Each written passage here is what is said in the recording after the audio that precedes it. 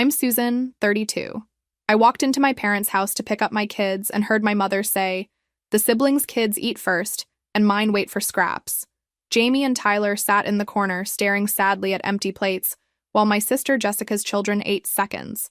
"Get used to it," Jessica told my babies. "You were born to get leftovers." My father nodded. "They need to learn their place." I didn't say anything.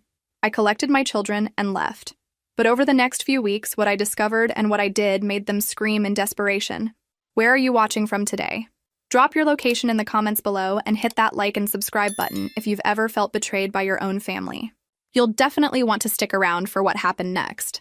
Let me back up and tell you how I got to that breaking point. For 8 years of marriage, I had been gradually becoming my family's primary financial support, and I didn't realize how deep it had gotten until it was too late. It started small when I got my first real job at 17. Mom asked me to contribute to household expenses, which seemed reasonable. $20 here, $50 there.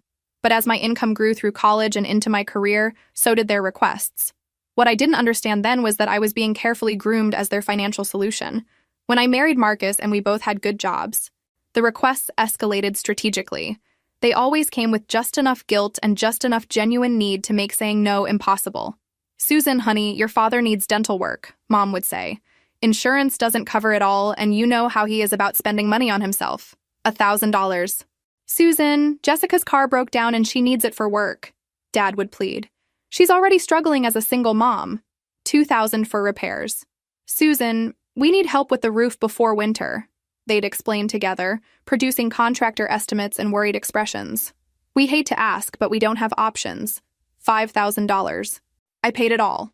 Every single request. Because I loved them and because helping family felt right. What I didn't track was how the amounts kept growing, how my successful career made me an increasingly attractive target for larger emergencies. The pattern was insidious. When Marcus and I needed help moving, they were all busy with prior commitments. When I had surgery and needed someone to watch the kids, Jessica couldn't get time off work. When we asked them to babysit for our anniversary, suddenly everyone had scheduling conflicts. But when they needed money, I was the first person they called. And I always said yes. Marcus tried gently pointing out the imbalance. "Babe, when's the last time they offered to help us with anything?" But I defended them. Family dynamics are complicated, I'd say. They show love differently.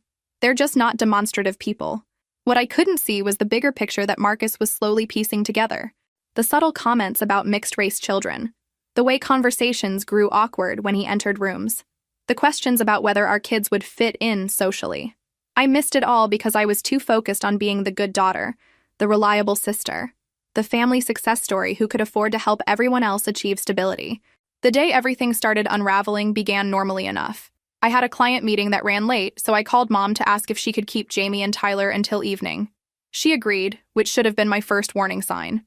Mom rarely volunteered for extra time with my children, though she'd never admit that openly. When I pulled into their driveway at 6:30, I could hear children's voices from inside, but something felt different. The sound was segregated.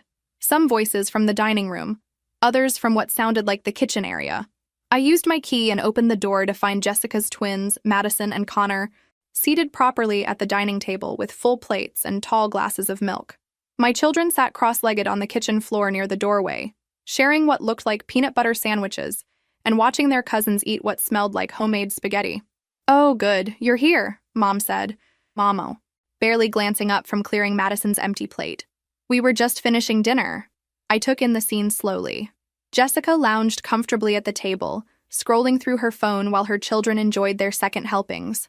Dad sat in his recliner with a plate on his lap, watching TV. The division was clear. Some children were dining, others were being fed. "Jamie, Tyler, how was your day?" I asked, kneeling down to their level. "Fine," Jamie said quietly. He was 8 years old and already learning to minimize his feelings. "Did you have fun playing with your cousins?" Tyler, who was 6 and hadn't yet mastered social diplomacy, shook his head. They were busy with different stuff. I looked around the room again, noticing details I'd somehow missed in previous visits. The way my children instinctively positioned themselves apart from the main family activity. The way Jessica's kids seemed comfortable treating the house as their domain while mine acted like cautious guests. "What did everyone have for dinner?" I asked, already suspecting the answer. "Mom made spaghetti," Madison announced proudly. "It was really good," Connor added. "And what did you boys have?" Sandwiches, Tyler said matter-of-factly. Grandma said there wasn't enough spaghetti for everyone. I looked at the kitchen counter, where a large pot still sat with what appeared to be substantial leftovers, enough spaghetti to feed several more people. Actually, I said, standing up, why don't we make you guys some real dinner before we head home? Oh, Susan, they're fine, Mom said quickly. Children don't need much. They said they weren't that hungry anyway. But I knew my children. Tyler was always hungry, and Jamie never turned down his grandmother's cooking unless something was wrong. They both looked tired in a way that went beyond physical exhaustion. They looked emotionally drained. I think I'll make them some plates anyway, I said, moving toward the stove. There's really no need to dirty more dishes, Jessica said without looking up from her phone. They ate. Kids don't need full meals every time they're here. Kids, not your children, or Jamie and Tyler. Just generic kids who apparently deserved less consideration than her own children. I heated up generous portions of spaghetti and watched my children's faces light up in a way that confirmed they'd been genuinely hungry. Not just snack hungry, but truly needing a proper meal. While they ate, I tried to piece together what had really happened during their day with their grandparents. So what did everyone do today? I asked casually. We watched TV mostly, Jamie said between bites. Any games? Any playing outside? The cousins exchanged glances before Madison answered. We played video games upstairs. That sounds fun. Did Jamie and Tyler play too? Silence. The kind of silence that speaks volumes. The upstairs games are for older kids, Connor finally said, though he was only a year older than Jamie. I see. And what about outside? It's such a beautiful day. We played in the backyard for a while, Jessica said, still focused on her phone. But you know how it is with mixed groups. Different interests, different comfort levels. Different comfort levels. The phrase hung in the air with implications I was just beginning to understand. Comfort levels? I asked. Oh, you know, Mom interjected quickly. Different ages, different personalities. Some children are more social, others are quieter. But Tyler was one of the most social children I'd ever met, and Jamie was only quiet when he felt unwelcome somewhere. Well, I said, I'm sure they'll have more fun next time once everyone gets to know each other better. Another awkward silence. Actually, Jessica said, setting her phone down, we might be pretty busy over the next few weekends. Summer activities, you know. Summer activities that apparently didn't include my children. Like what? Pool parties, neighborhood barbecues. Lots of social events. That sounds great. The boys love swimming and barbecues. Dad cleared his throat. Well, some of these events are specific to certain social circles. Long-standing neighborhood traditions. Traditions that my children weren't welcome at, apparently. I see. I was beginning to see quite clearly. And these traditions don't typically include families that might not fit the traditional demographic, Mom finished delicately. There it was, wrapped in polite language, but unmistakable in meaning. My children weren't welcome at neighborhood events because they were visibly mixed race, and my family was going along with that exclusion rather than fighting for their grandchildren's inclusion. How long has this been going on? I asked quietly. What do you mean? Jessica asked, but her guilty expression gave away that she knew exactly what I meant. How long have you been making decisions about what my children can and cannot participate in based on how they look? Susan, you're misunderstanding, Dad said. We're just trying to navigate social situations realistically. Realistically. As if accepting discrimination against 8- and 6-year-old children was the reasonable approach. Have you ever experienced family members treating your children differently because of their race? How did you handle discovering that the people you trusted were part of the problem? Drop a comment below because what I discovered next was even worse. I was processing this revelation when Tyler tugged on my sleeve. Mommy, can we go home now? The quiet resignation in his voice broke my heart. My 6-year-old shouldn't sound like he expected disappointment. Neither of my children should act like they were imposing on their own grandparents. Yes. Sweetheart, we're leaving soon, I said, helping him finish his spaghetti. Susan, don't make this bigger than it is, Mom said. We're just trying to help the boys understand how social situations work. By excluding them? By preparing them for reality, Dad corrected. The world isn't always inclusive. Better they learn that in a safe environment. Safe environment. They thought teaching my children to expect less was keeping them safe. And you think their grandparents' house should be the place where they learn they're not welcome? That's not what we're saying, Jessica protested. Then what are you saying? Because it sounds like you're telling me that my children should get used to being excluded from family activities because some neighbors might be uncomfortable with their existence. We're not excluding them from family activities, Mom said. This is about outside events. Events that you attend with Jessica's children, but not mine. That's different. Madison and Connor fit naturally into the social groups we move in. Fit naturally, while my children didn't. I looked at Jamie and Tyler, who were listening to this conversation with the careful attention children give to discussions about their own worth. They were learning, in real time, that their own family considered them a social liability. "Come on, boys, get your backpacks." "Susan, don't leave angry," Mom pleaded. "We can discuss this." "Discuss what? How you think my children deserve different treatment than their cousins? How you think it's acceptable to teach them that they should expect less because of who their father is?" The room went quiet. Even Madison and Connor, who'd been chattering throughout dinner, stopped talking. "We love those boys," Mom said weakly. "Do you? When's the last time you came to Tyler's soccer game? When's the last time you asked about Jamie's art project?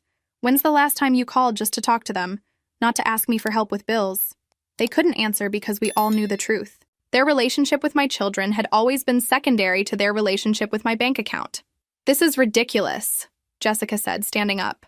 "You're acting like we're terrible people because we're honest about social realities." "I'm acting like a mother whose children are being treated as less important than their cousins by their own family." "No one said they were less important," Dad protested. "You just spent 20 minutes explaining why they can't participate in the same activities as Madison and Connor. How is that not treating them as less important?" I helped my children gather their things, my hands shaking with controlled anger. "Where are you going?" Jessica demanded. "Home.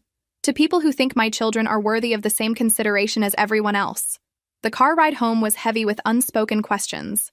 I kept glancing in the rearview mirror at my boys, both staring out their windows with the contemplative silence of children processing adult behavior they don't fully understand yet. Finally, Tyler spoke. "Mom, why can't we go to the pool parties?" I'd been dreading this question, hoping they hadn't fully grasped the implications of the conversation they'd witnessed. "Because some people aren't ready to welcome everyone yet, sweetheart. Because we look different from Madison and Connor." The directness of his 6-year-old observation hit me like a physical blow. He already understood more than I'd realized. "Yes, baby.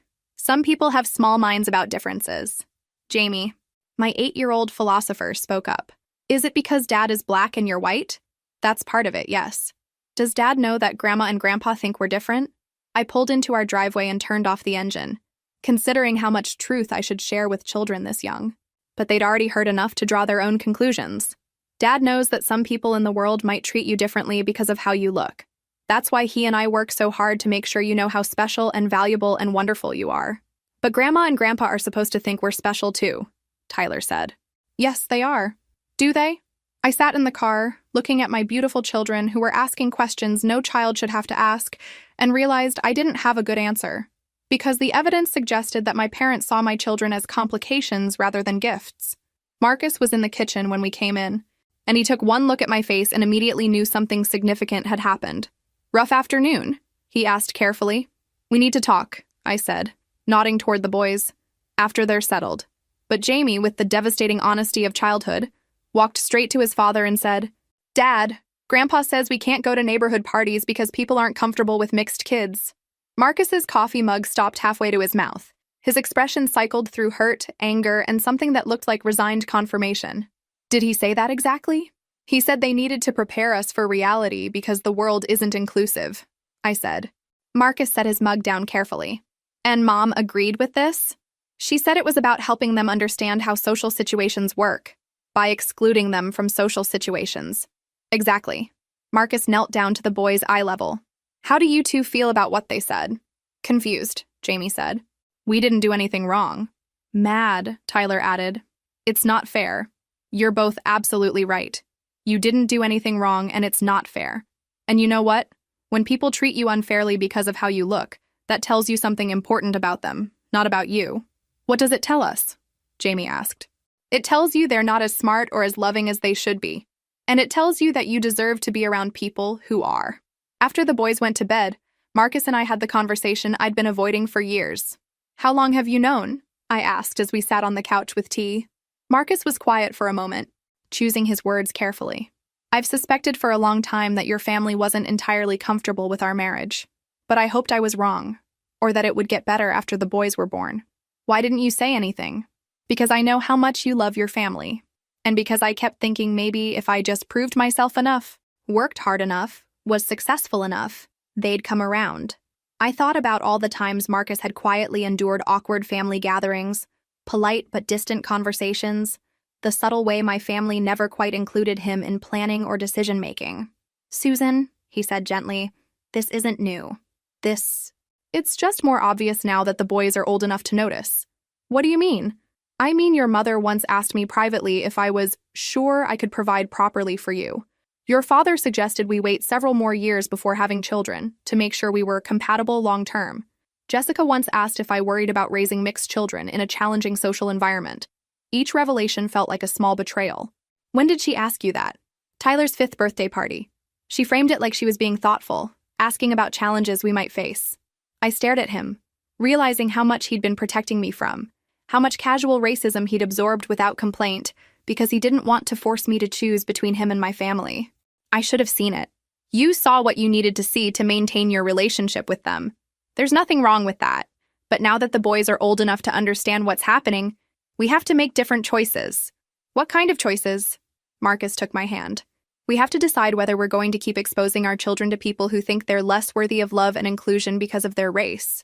The answer should have been obvious, but it meant acknowledging that the family I'd been supporting emotionally and financially for years had been systematically devaluing my children. "There's something else," I said. "Something I need to figure out." "What?" I pulled out my laptop and opened my banking app, something I'd been avoiding because I preferred not to think too hard about money flowing out of our accounts. "I need to understand how much I've been giving them." As the numbers loaded, Marcus looked over my shoulder. We both went quiet as the pattern became clear. "Susan," he said finally, "this is substantial money." The last 3 years showed $47,000 in transfers to various family members. Mortgage assistance, car payments, emergency medical bills, home repairs, loan repayments. "It's gotten bigger as my salary increased," I said, clicking through older records. 5 years ago, it was smaller amounts, but more frequent. Going back further revealed the progression. What started as occasional help had evolved into systematic support. Over 8 years, the total was staggering. "They've been living partially on our income," Marcus said quietly, "and treating our children like second-class citizens." I closed the laptop and looked at my husband. "What do you think we should do?" Marcus was quiet for a long moment. "I think we need to protect our family. Our real family." "What does that look like?" "It looks like establishing boundaries. It looks like prioritizing the people who actually love and respect all 4 of us. And it looks like teaching our boys that they don't have to accept less than they deserve from anyone, including relatives." I nodded, feeling something shift inside me. The desperate need to maintain family peace was being replaced by a fiercer need to protect my children from people who saw them as problems to be managed. "I think," I said slowly, "it's time my family learned what happens when you take the people funding your lifestyle for granted." Marcus smiled, but it was a serious smile. "What are you thinking?" "I'm thinking they're about to discover what their lives look like without my financial support." What I did next changed everything. The next morning, I called in a personal day at work. While Marcus took the boys to school, I sat at my kitchen table with a legal pad and began systematically reviewing 8 years of financial decisions that I'd never analyzed as a pattern. The numbers were worse than I'd initially calculated. Not just the direct transfers, but the loans that were never repaid, the temporary help that became permanent, the increasing frequency of emergencies that somehow always coincided with my salary increases or bonuses. My phone rang around 10 a.m. "Mom." "Susan, honey, I've been thinking about yesterday. Maybe we got off on the wrong foot." "Have you?" "I want you to know that we love you and the boys more than anything. If we said something that seemed hurtful, that wasn't our intention." The careful non-apology hung in the air. Not "we were wrong" or "we're sorry," just "if you misunderstood our perfectly reasonable position." "Mom, can I ask you something?" "Of course, sweetheart." "Do you think Jamie and Tyler are your grandchildren in the same way Madison and Connor are?" A pause. Too long of a pause. "What kind of question is that?" "Of course they are." "Then why don't you treat them the same way?" "Susan, we do treat them the same. If you think otherwise, you're misreading the situation." I made a decision that would prove crucial later. Instead of arguing over the phone, I decided to hear their honest opinions when they thought I wasn't listening. "You know what, Mom? You're probably right. I was probably just tired yesterday and reading too much into things." "Oh, good," she said, relief evident in her voice. "I knew you'd come around. You're always so reasonable. Reasonable. Code for manageable. Actually, I was thinking of stopping by later to apologize for overreacting. That would be wonderful, dear. Jessica will be here too. We can clear the air. Perfect. I drove to their house around noon, parking down the street instead of in the driveway. I used my key to enter through the back door, moving quietly through the mudroom toward the sound of voices in the kitchen. What I heard made my blood freeze. I can't believe she made such a drama out of nothing, Jessica was saying, acting like we're monsters because we're realistic about social situations. The boys need to understand how the world works, Dad replied. Better they learn now than get their hopes up and be disappointed later. Exactly, Mom agreed. Susan's always been idealistic. She thinks love conquers everything, but that's not realistic with mixed children. The thing is, Jessica continued, my kids' friends from school were going to be at that pool party. I can't have them asking uncomfortable questions about why Jamie and Tyler look nothing like the rest of our family. It puts us in awkward positions, Mom said with a sigh. The neighbors already notice. What do they say? Jessica asked. Oh, the usual concerns. Whether Susan knew what she was getting into. Whether those boys will have behavioral issues as they get older. People worry about mixed children having identity problems. My hands were shaking with fury, but I forced myself to keep listening. Well, Dad said, at least we don't have to worry about Susan staying mad long term. She always comes back when we need her, especially for money matters. She's too soft-hearted, Mom agreed. Remember when she was upset about the car loan? She got over it and ended up covering the insurance too. Susan's our safety net. Jessica laughed. She might pout for a week, but she'll be back with her checkbook. Then came the words that would be burned into my memory forever. The thing is, Mom said casually, the siblings' children eat first, and mine wait for scraps. That's just how it has to be with mixed families. The normal-looking children get priority. Right, Jessica agreed. And honestly, the sooner Jamie and Tyler get used to it, the better. They were born to get leftovers socially, within the family, everywhere. It's just reality. They need to learn their place. Dad added matter-of-factly. We're doing them a favor by teaching them early.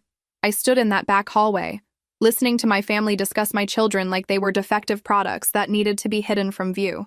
Not grandchildren to be protected and celebrated, but embarrassments to be managed and minimized. That's when the last piece of my old self died, and something harder was born. I walked into the kitchen, and the conversation stopped abruptly. 3 guilty faces turned toward me. Susan, Mom said brightly, her tone completely different. You're early. I was just telling Jessica how much we enjoyed having the boys yesterday. The audacity was breathtaking. After listening to them systematically dehumanize my children, she was pretending to be the loving grandmother. Were you? I said flatly. Yes. They're such good boys. So well-behaved and polite.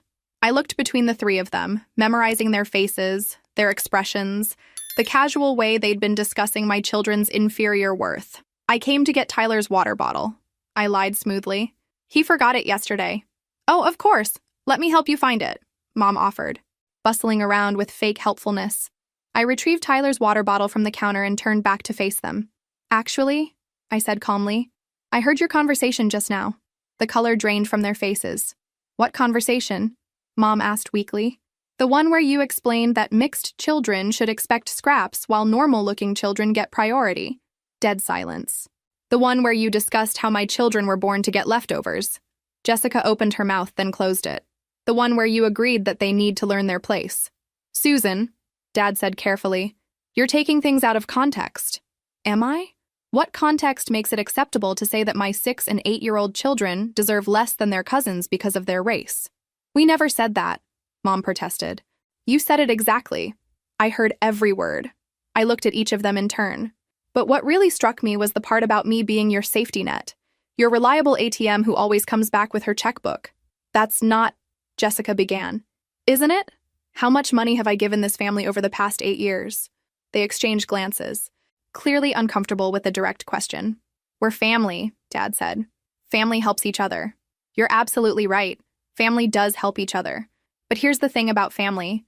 They also love and protect each other's children. They don't teach those children to expect discrimination from their own relatives. I walked toward the door, then turned back. I'm going to give you some time to think about what you heard yourself say today. About whether you can live with treating my children as less worthy than Jessica's. About whether your financial comfort is worth more than your grandchildren's emotional well-being. Susan, wait, Mom called. We'll talk again soon, I said, when you're ready to be honest about whether you actually want my children in your lives or just my money. Over the next week, I made a series of phone calls that would fundamentally alter my family's lifestyle. I started with my accountant, whom I'd been meaning to consult about our family's financial planning. I need to understand the full scope of financial support I've been providing to extended family members, I explained. We can definitely analyze that. Do you have records of transfers and payments? 8 years worth. When she called back 2 days later with her analysis, even I was shocked. Susan, you've provided $127,000 in documented financial support over 8 years. That's not including gifts or informal assistance that weren't recorded. The number was staggering. That was a house down payment. College funds for both boys. The European vacation Marcus and I had talked about for years. What would you recommend to someone in my situation? Financially speaking, immediate cessation of support. You're subsidizing other adults' lifestyles at the expense of your own family's long-term security. And if I wanted to recover some of these funds, that would depend on documentation. Were these gifts or loans? I thought about years of conversations, promises to pay you back when we get on our feet, assurances that it was just temporary help, repeated requests that came with implied repayment agreements. Mixed. Some were explicitly loans. Then you have options. But the bigger question is whether pursuing repayment is worth the emotional cost. She was right. I wasn't interested in chasing money from people who'd shown their true feelings about my family. I was interested in removing their financial incentive to pretend they wanted us around. Next call, family lawyer, recommended by a colleague. I need to understand my obligations regarding financial support I've been providing to family members. Are these court-ordered obligations? Elderly parents who need care? No. Voluntary support that's become expected and increasingly demanded. Then you have no legal obligation to continue. Any money you've given was your choice, and stopping is equally your choice. What if they've structured their lives around expecting this support? That's their problem to solve. You're not required to maintain other adults financially unless there's a specific legal agreement. That evening, Marcus and I had another crucial conversation. I want to cut off all financial support, I told him. All of it. Immediately. Marcus nodded slowly. I think that's right. But are you prepared for the fallout? What kind of fallout? Susan? You're talking about removing substantial support from people who've come to see it as guaranteed income. They're going to be desperate. They're going to say and do things to try to maintain their lifestyle. He was right, but I was past caring about their comfort. Let me ask you something, I said. If strangers treated our children the way my family treats them, what would you want me to do? Cut contact immediately. Then why should relatives get different treatment? They shouldn't. The next morning, I began the systematic dismantling of my family's financial safety net. First, I called the mortgage company where I was listed as a co-borrower on my parents' loan. I need to understand my options for removing myself from this mortgage. You'd need the other borrowers to qualify for refinancing without your income, or the loan would need to be paid off. And if they can't qualify on their own, then they'd typically need to sell to pay off the remaining balance, or find another qualified co-borrower. How long does the refinancing process typically take? 60 to 90 days depending on their financial situation and credit. Perfect. That gave them time to understand the reality of their situation without my support. Next, I canceled all automatic transfers from my accounts to theirs. The mortgage assistance, emergency fund contributions, insurance payments, all of it stopped. I called Jessica's auto lender where I was a co-signer. I want to ensure that no refinancing or additional credit can be extended without my explicit written consent. We can add that notation to your account. By afternoon, I'd systematically removed myself from their financial ecosystem while giving them enough time to understand what was happening and make alternative arrangements. Then I waited. The first call came that evening. Dad. Susan, sweetheart, there seems to be some kind of banking error. Our mortgage assistance didn't transfer this month. There's no error. Dad. What do you mean? I mean, I canceled the automatic transfer. Silence. Then, can you elaborate on why you'd do that? Because I'm no longer comfortable subsidizing people who think my children deserve less than their cousins. Susan, if this is about that conversation you think you heard, Dad? I heard exactly what I heard. Mom said mixed children should expect scraps while normal-looking children get priority. You agreed that my boys need to learn their place. More silence. We can discuss this, he said finally. Work something out. What's to discuss? Either you think my children are worthy of the same love and respect as Jessica's, or you don't. Of course we do. Then prove it. Start treating them that way. Stop making excuses for excluding them from family activities. Stop teaching them to expect less from life because of their race. Susan, you're being unreasonable. I'm being a mother. The mortgage help stops. The emergency fund stops. All of it stops until you figure out how to be proper grandparents to all your grandchildren. I ended the call before he could argue further. 20 minutes later, Jessica called. Susan, what the hell is going on? Dad called me panicking about the mortgage. I canceled my financial support. You can't do that. They depend on that money. Then they shouldn't have spent an hour discussing how my children are social liabilities who need to learn their place. That's not what we said. It's exactly what you said. I heard every word. Jessica's voice turned pleading. Look, maybe we could have phrased things better. But you can't destroy Mom and Dad's financial security over a misunderstanding. I'm not destroying anything. I'm simply stopping my subsidization of people who think my husband was a mistake and my children are problems. We never said that. You said my children were born to get leftovers. You said normal-looking children get priority. You said they need to learn their place. Which part am I misremembering? Silence. Here's what's going to happen, I continued. You have 90 days to figure out how to live on your actual incomes. No more mortgage help, no more car payments, no more emergency loans. If you can convince me that you genuinely want my children in your lives, not my money, but my children, then we can rebuild a relationship. Susan, please. We can work this out. Can we? Because I've been trying to work things out for 8 years, and my children are still sitting on floors while their cousins eat at tables. The next 3 weeks were a masterclass in watching people reveal their true priorities. Mom called crying, explaining how they'd structured their budget around my assistance and couldn't possibly manage without it. When I suggested they might need to downsize to a home they could actually afford, she said I was being vindictive and cruel. Jessica called multiple times, alternating between anger and desperation. Her car payment was $389 monthly, which represented nearly a quarter of her part-time boutique salary. You're going to ruin my credit score, she accused, as if her financial planning was my responsibility.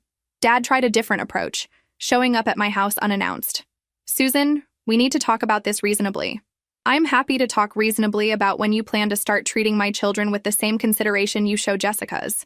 We do treat them the same? Dad, you literally said they need to learn their place because they're mixed race. That's not what I meant. Then what did you mean? He struggled for an answer, and I realized he couldn't explain it in a way that didn't sound racist because it was racist. Look, he said finally, maybe we've been insensitive, but destroying our financial stability isn't the answer. I'm not destroying anything. I'm stopping my participation in funding people who don't respect my family. We do respect your family. Show me. Invite Jamie and Tyler to everything you invite Madison and Connor to. Stop making excuses about social situations. Treat them like the grandchildren they are instead of problems to be managed. And if we do that, the financial support comes back. The fact that his first concern was money told me everything I needed to know about his priorities. Dad, if you genuinely change how you treat my children, if you start acting like a grandfather who loves and values them, then we can talk about rebuilding our relationship. But the days of me paying people to tolerate my family are over. By week 4, the desperation was setting in. My parents had put their house on the market. Jessica had started working additional hours and was looking for a second job. The comfortable lifestyle I'd been unknowingly subsidizing was crumbling. That's when they decided to try a different strategy. Mom called with a proposal. Susan, we've been thinking. What if we set up regular family dinners where everyone is treated equally? What would that look like? Well, every Sunday, all the grandchildren come over. Same activities for everyone. Same dinner for everyone. It sounded promising until she continued. And maybe, while we're rebuilding trust, you could at least help with essential expenses. Just the mortgage, so we don't lose the house. There it was. The performance of change in exchange for continued financial support. Mom, here's what I've learned. When someone shows you who they are, believe them. You showed me that you think my children deserve less than their cousins. Everything that's happened since then has been you trying to minimize that reality so you can keep my money. That's not true. Isn't it? You're not calling because you miss Jamie and Tyler. You're calling because you miss my financial contributions. We miss all of you. Then prove it. Spend time with my children without asking for money. Show genuine interest in their lives without trying to negotiate financial support. Act like grandparents who love them, not people who tolerate them for profit. 6 months later, I was loading the dishwasher after Sunday dinner when Marcus showed me a text he'd received. Your dad wants to meet for coffee, he said. Just the two of them. Says he wants to apologize properly. This was new. In 8 years of marriage, my father had never initiated one-on-one time with Marcus. What do you think? I asked. I think it's worth hearing what he has to say. 2 days later, Marcus came home from that coffee meeting with a complicated expression. How did it go? He apologized. Actually apologized, not just expressed regret that I was offended. For what specifically? For treating me like an outsider. For making assumptions about our children. For participating in conversations about whether they belonged in family activities. I studied Marcus's face. Do you believe him? I think he's scared. They lost the house, Susan. They're renting a small apartment now. Jessica's working 2 jobs and had to sell her car. They're learning what their lives look like without your financial support. Good, I said, surprising myself with the firmness in my voice. But I also think he's genuinely reflecting on some things. He asked about Jamie's art projects. He wanted to know about Tyler's soccer season. He seemed different. That evening, Mom called. Susan, I know you probably don't want to hear from me, but I wanted you to know that we're in family counseling. Are you? We're learning about unconscious bias and how our behavior affected you and the boys. We're trying to understand how we got to this point. I waited, curious whether this would lead to another request for financial assistance. I don't expect you to forgive us immediately, she continued, but I wanted you to know that we're working on becoming the kind of grandparents Jamie and Tyler deserve. What does that look like? It looks like admitting that we were wrong. About the pool parties. About the dinner arrangements. About all of it. It looks like learning to confront our own prejudices instead of expecting children to accommodate them. For the first time in our conversation, she sounded genuine rather than strategic. Mom, I need you to understand something. The money is never coming back. Regardless of what changes you make, I will never again subsidize this family financially. I understand. Do you? Because every previous conversation has eventually turned into a request for assistance.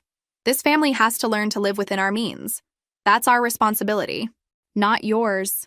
It was the first time I'd ever heard her acknowledge that. If you want a relationship with Jamie and Tyler, I continued, it has to be because you value them, not because you're hoping to eventually restore financial support. I do value them. I know it doesn't look that way, but I do. Then show them. Not me, them. Be the grandmother they need, not the one you've been. 3 months later, we had our first family dinner in almost a year. Not at their house. They didn't have space in their small apartment. At a restaurant where everyone paid for their own meals.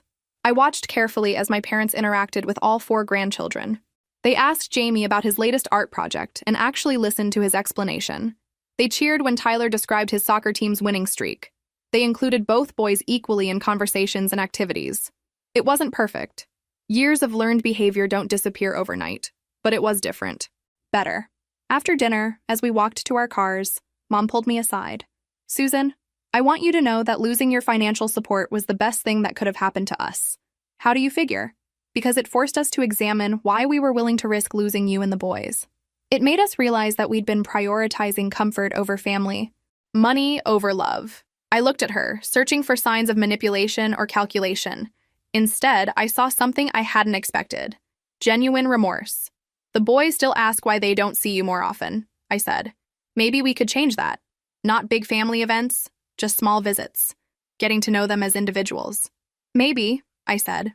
As I drove home that night with my family, Tyler asked the question I'd been dreading and hoping for in equal measure. Mom, are Grandma and Grandpa different now? What do you think, sweetheart? I think they're trying to be different. Grandpa asked me about my science project and actually listened when I explained it. And how does that make you feel? Good. Like maybe they want to know us, not just see us. From the rearview mirror, I saw Jamie nod in agreement.